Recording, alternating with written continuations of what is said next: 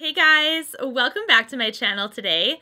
In today's video, I'm going to be filming the long-awaited Q&A video. A lot of you guys have been asking me some questions about like my personal life, my day job, my husband and my family, things like that. So I am definitely going to be answering as many of them as I can. I did post on my Insta stories a couple of weeks ago what questions you had for me, and I just gathered everything together. So we're just gonna answer those today. I'm just pulling them off of my phone because I screenshot every single one. The first one is, how did you meet your husband? Okay, so my husband and I have been married. It was 5 years last July, so this July will be 6 years. I met him at university, so I was there and he was taking a completely different area. And we met through mutual friends. So my mutual friend ended up inviting him and some of his friends, and then we also had our friends over. It was like this big hangout, and that's how I met my husband. And he ended up messaging me on Facebook first, like just chatting a little bit here and there. We were friends first for a number of months, and then we started dating. So that's how I met him. How do you balance your day job and YouTube? What is your day job? Okay, so this is a question I had multiple times over, and this is actually a bit of a longer answer, so I will definitely answer this one. So when I was growing up, I had a huge emphasis in my life to go into healthcare. Healthcare was perceived by my family as something that was steady money, always had job security, and it was helping other people, so it was a very rewarding kind of career. So I ended up picking a healthcare career because that's what I thought was best for me. So I ended up going into nursing. I completed my Bachelor of Nursing degree, and I had one area of nursing that I figured was like the one area that I really wanted, and that was public health. For all of you guys, public health is a wide variety of nursing, but basically it's like mom and baby, so like maternal and child health. There's a lot of public health safety as well. So there's like foodborne illness, and if somebody has STDs, we have to deal with that because it's technically a public health risk, I guess. If a dog bites a human, then we have to make sure that it doesn't have rabies and stuff like that. So it was a huge, wide spectrum of things that we were responsible for. And I thought that that was going to be my dream job. So I absolutely went for it. I was able to get into the career. I know a lot of other nurses have to work multiple years before they get into that career. I was able to get into that career pretty fast. So I did work in that position for some time. So there were a few instances towards the end where I felt like I really had to step back. I had a lot of family issues and things that desperately needed my attention. I needed to kind of address those. So I figured I had to step back from nursing for just a second.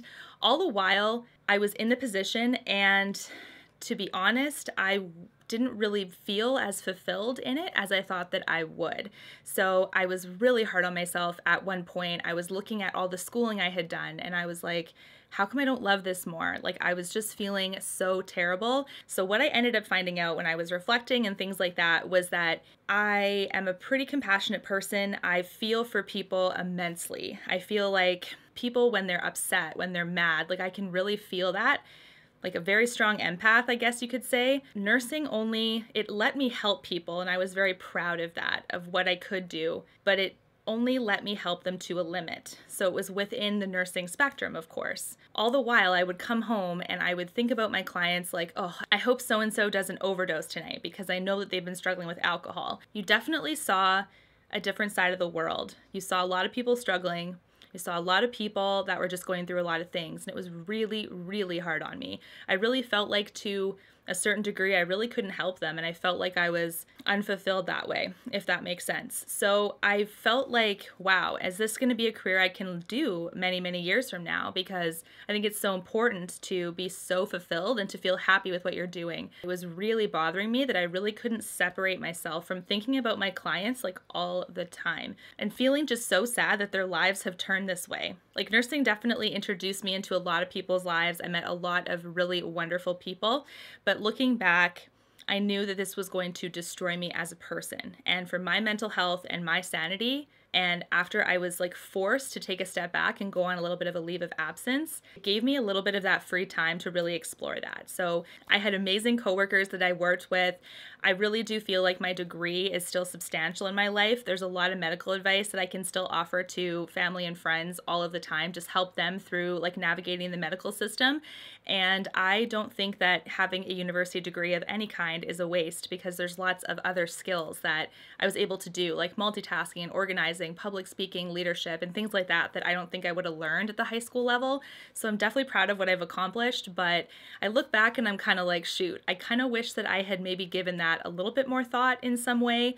But I also can't blame myself, because I made the best decision that I could at that time. And I do feel like I really did think that I was going to enjoy nursing. So this brings me to today, because once I took a step back from the nursing position, I knew I had to work somewhere doing something. So my husband is actually a psychologist, and he also invests in real estate. So he has like a bit of a side business where he invests in real estate, flips houses, holds rental properties and things like that, and he takes a lot of joy in that. But that takes a lot of administration and organization and budget keeping and things like that. So he really needed a lot of help, and he was actually going to hire someone to do all those things right at that moment in time where I was kind of like, maybe I don't want to do nursing anymore. I mean, I was scared to death at that point because of everything I had put into it. But I took a leap of faith, and now I work for him from home, and it's very, very rewarding. It's very flexible as well, so I get to really film as often as I can on YouTube here. Not as often as I can, but I think more than most, because my hours are not fixed. So I can work, crush through the morning with all the work I need to do, and then film in the afternoon. So it's really nice and flexible that way, and it also helps me focus on my dream of building my YouTube channel as well. So I am very happy where I am today. That is kind of the gist of that story. So I look back and I'm like, you know what? I don't know if I want to share that on my YouTube channel right now, but you guys mean a lot to me, and I feel like that is something that I'm ready to share right now, and I don't feel bad about it. I feel incredibly brave that I was able to figure that out and not get stuck in a career that really wasn't a good fit for me. And I do think down the line, as my years had gone by, I probably would have been one of those people that would have been so sad in that position that I may not have even necessarily offered my best care at the end of the day, because I was dealing with so many other things personally about it, Some of my best friends in the whole world are nurses, so I still admire the career, the position. I do think it takes strong people to be nurses, and anyone in healthcare in general. So definitely treat them with respect. That's all I can say, because they're hardworking people that often take time away from their families to do this position. So going back to the original question of how do I balance YouTube and my day job, basically my day job always comes first, just because it is the job that helps bring an income in, and it is something that is my first priority. That being said, YouTube is definitely up there, I would say, and it's definitely a goal to make YouTube a full-time position someday for me, so I do really want to work towards that. And I will often do what it takes to make my YouTube channel succeed as well. So if that's working during the day and then filming in the evening, or grabbing a product and filming in the evening, editing throughout the night, that's what I do, because that's just something that I'm so passionate about. If you could only use one makeup brand for the rest of your life, what would you use? Okay, I'd be curious to know which is your favorite brand overall that could provide you with the best full face of makeup. I'd also be interested to know the same for a skincare brand. Ooh, okay. I have two that come to my head right away, so I'm gonna roll with that. The first one for makeup is Charlotte Tilbury, and I think that is definitely going to be my answer, because I love foundation from her, powder, concealer, eyeshadow, mascara, blush, bronzer, highlight. Okay, so almost everything. I haven't tried her black liquid liner, and that's kind of a staple in my routine. I love my Stila, so I'm kind of like, I hope it's as good as that one. The majority of the makeup products from one brand that I love is definitely hers. So I think if I had to choose just one, it would be her. And for skincare, I'm gonna say Tatcha, you guys. It's just because a lot of that line has done so well on my skin. There has been one product that I haven't liked from her line, and that is the Luminous Dewy Skin Mask, because it was just so luminous that it just looked slick and oily on me, and it was just so shiny. It was way over the top for luminosity. So I do think Tatcha would be it, because it's gentle yet effective, And I mean, it wouldn't really do anything for my acne, but nothing really has except for prescription serums anyway. So definitely Tatcha for skincare and Charlotte Tilbury for makeup. What has been an item on your wish list that you've had the longest, that you almost bought over and over again but never pulled the trigger? What keeps holding you back from purchasing it? Okay, this is a really good question, and the first thing that comes to my mind is actually two products. They're both from Chantecaille, and one is the Just Skin foundation, the other one is the tinted moisturizer. And the reason why I have held back is a number of reasons, but first, because their price tag is very luxurious, which I'm okay with if the product is going to be bomb, but I can't actually get it in person here in Winnipeg to do shade matching or to try it out like a sample or anything, so I only have to order it online, and that is super risky, you guys.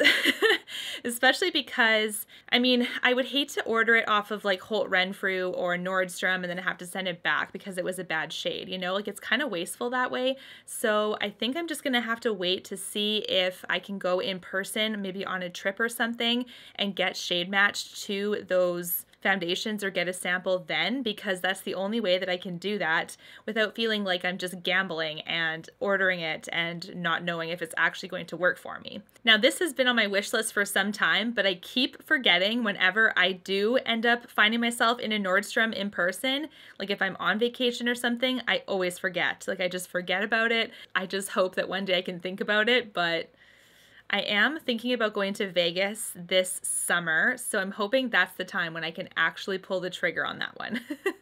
How long have you been into high-end makeup? Okay, this is a really good question. I feel like since I can remember, honestly, when I was 14, I believe, when I could finally start wearing makeup. And my signature look was eyeliner, mascara, and I think a lip product. I don't think I had anything else.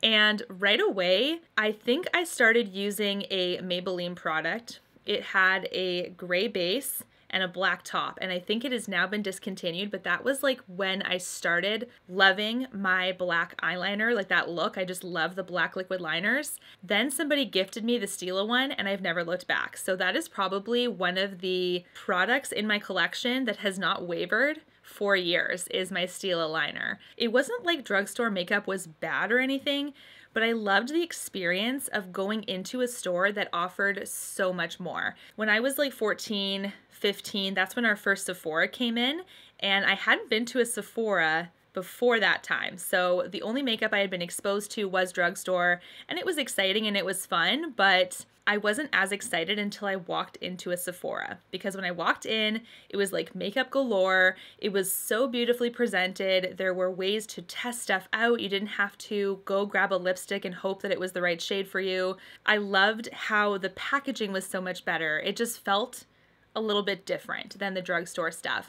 Nowadays, drugstore has really upped their game and they have amazing packaging and things like that, but my interest has still always been in the high-end category. I work so hard for my money, I work so hard for my accomplishments, and when I can go to a high-end place and get a makeup product that is worth a little bit more because I've worked so hard to earn that money to buy it, I just feel so good. It's like that self-accomplishment. I'm like, yeah, like I am a girl boss. I worked so hard to get this product, and I'm so happy that I was able to do that, to treat myself. High-end is just a whole new other experience. But we're getting into the second question because she asks again, what made you start YouTube? This is where I started my channel and why I did, because navigating the high-end space is so exciting, but it can be also so overwhelming. So that's why I decided to do it. I did feel like the channels that I was watching, although there were great people, there was a hole in what I felt like YouTube was offering. A lot of makeup artists had their own channels. They were incredibly gifted. They presented makeup so beautifully. They had gorgeous technique. And me watching, I always felt a little bit intimidated because while I was learning, I was like, oh my gosh, like I do not have the skill of these women. Like they're so good and I can't make my looks look like that. Like I just want like some like everyday girl to apply these things, because then I can know if it's going to be good or not, because it's not like that particular person has a skill set to know what exactly to use to make it look and feel and perform optimally. So I love personally watching makeup artists to learn and to grow, but I wanted to start a channel because I wanted to be able to connect with other people like myself that love high-end and luxury, but they're smart about their money. They don't want to waste it. So even though they love high-end and luxury, they don't want to spend money unnecessarily on crap. So they want to connect with someone that tests a lot and knows what's worth it. So I thought what a perfect reason to start a YouTube channel, because I am an everyday girl that's not a makeup artist, so I don't have that formal skill when it comes to makeup training per se, but I love makeup. I love it as a hobby. I love testing stuff and applying stuff. So I do know like tips and tricks that I think the everyday girl can accomplish. And I also think that if you're in that high-end space and you want to make your money count, I also think that like me testing out products and reviewing them can help direct people that way. So that's why I really, really wanted to start a channel, but I was dead scared to do it, you guys. I just thought that it was going to be so embarrassing. I don't know. I felt like people were going to judge me or something like that. And I remember the day I posted my first video, I was sitting on my couch, my husband was beside me, and I was like, oh my gosh, I'm going to post it. I'm going to post it. I'm going to post it. And he's like, do it. And he was so supportive. And I was just like, what are people going to think? What are people going to think? You know? And that's what I thought. And I just pushed past that. And I'm so happy that I did, because I get to meet so many of you. Like, we haven't all met in person, but I feel like as we're connecting with comments and stuff, like I'm starting to get to know you guys as my friends. And I think this is so much fun. Like, this is definitely a dream job. Do you have any children? And if so, how many? Okay, so I do not have children. I want to have children. I think that's the plan in the next couple of years or so, but I do not have any currently. I have a fur baby though. I'm gonna see if I can grab him because he's normally kind of hanging around here. All right, I just grabbed him. He is on my Instagram as well. So if you don't follow me on Instagram yet, you really should. It's just my name, Jena Froese, but this is Harvey. He is, he's very camera shy. Hello, hello cutie. Hi, he's mesmerized by the lights right now. It is so funny. He needs a haircut as well, a little bit of a trim, but he is, oh, thank you so much. He is a mini golden doodle. He is about 30 pounds. He should really be 27 because he's a bit overweight. My whole life is him and my husband. I just love him. He is 2. So he is a little baby. I think he is adorable, and he has made my husband and I's lives like so much better. I absolutely love him. Harvey is such a cuddler as well. I feel like that's like one of the best things about him, because if he wasn't, I feel like he would be like, I feel like it would be so sad if he wasn't a cuddler, because that's something that I've always wanted in a dog. And he's very camera shy. Like, if you put a phone in front of him, he turns away. So I'm surprised that he's doing this for us. Hey, look at all the lights. He's so mesmerized. Anyways, this is my one and only baby right now, but babies in the near future, like human babies, is definitely the plan. How old are you? Okay, so I also briefly mentioned this. I am 29. I'll be 30 on May 30th this year. So it'll be my champagne birthday this year. I'm so excited. I am going to be in Vegas in and around that time. I think that is the plan.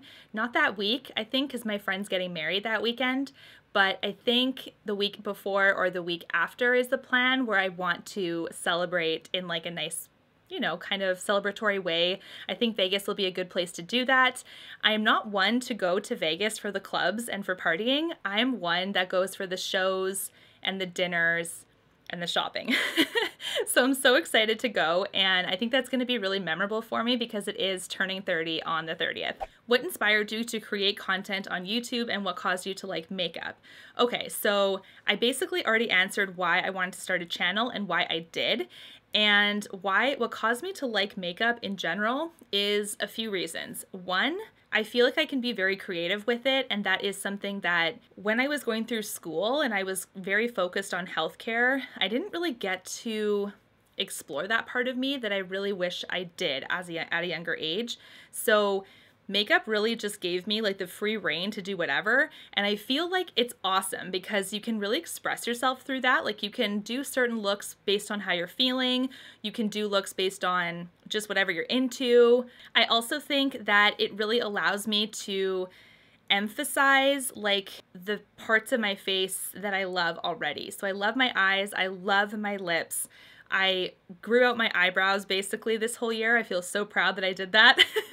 So all of these things, I just feel like I can already emphasize like the natural beauty that I have. I do feel like it has taken me a long time to really get very confident in how I look. My body image is another thing that I'm just constantly working on, but like my face, I feel like I'm at a good place right now where I'm like proud of how I look. I take pride in it. I take care of myself, and I love that I have features that I can emphasize that I'm proud of. Like, I think that that just makes me feel a little bit more confident.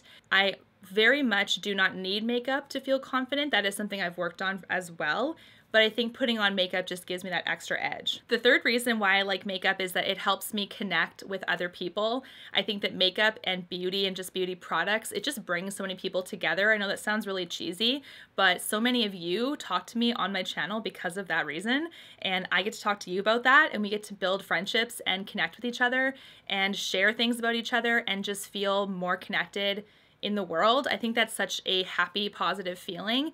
And at the end of the day, makeup is makeup. It's not like big worldly issues or anything that obviously are much more important. But I actually see makeup as a tool to help people, connect with people, make people feel beautiful, remind people how beautiful they are, like empower people. Like I think it's so powerful what you can do with it. Do you sell your unwanted beauty anywhere? Okay, so this is a good question. Currently, I have not sold any of my unwanted beauty because I know a lot of people use Poshmark and Canadians cannot use Poshmark, so I do not use Poshmark for that reason. I also do not currently sell any of my unwanted beauty products, so like anything I declutter, I just gift to friends and family and things like that. I don't sell it because I worry like if anything were to happen to you guys for using it, like if you guys got an infection or a rash or something like that, I would feel horrible. And obviously I don't like keep my things in unsanitary ways, and I don't like treat them like crap or anything. You know, I would obviously sanitize them and stuff, but I just don't think, like I think that would that impact the formula or the performance a little bit? Like, I don't know. I don't like the idea of the risk of someone getting like sick because of having something that was used. So that's why I've decided to skip on selling anything currently. Are you friendly with fellow Canadian YouTubers like Alana, Sam, and Jamie? Okay. I know exactly who all these people are, and they're all amazing, you guys. Alana Davison, Samantha Ravindal, and Jamie Page. All of them are huge YouTubers compared to me, I feel like, so it's a little bit intimidating. I've tried to like connect with them on Instagram and things like that, like saying hi and stuff here and there, commenting on their stuff, and for the most part, they're huge channels. I don't know if they even see these comments at this point, but I do think that they're amazing. I would love to meet them one day. I think that they are so cool. They live in bigger cities than me, so I think they either live in Vancouver or Toronto. So I've definitely connected with like comments and stuff on Instagram and on their videos and things like that. I'm subscribed to all of them, but I think that they're just huge channels, so it's a little bit intimidating, but I would love to meet them. I think they're so cool and very relatable. Anyways, guys, that is it for this Q&A video. I hope you guys enjoyed it and you found it a little bit interesting to get to know me a little bit better. Let me know if there's any other questions you would like me to answer in a future video. Definitely ask them in the comments. If you guys enjoyed this video, give it a big thumbs up so I know, as well as don't forget to subscribe. I would love to see you again, and until my next one, guys, take care. Thanks so much for watching. Bye! You and me, everything that we've been through has made us strong. You won't believe we've had our gray, but somewhere there's a light inside of us. It shows the way.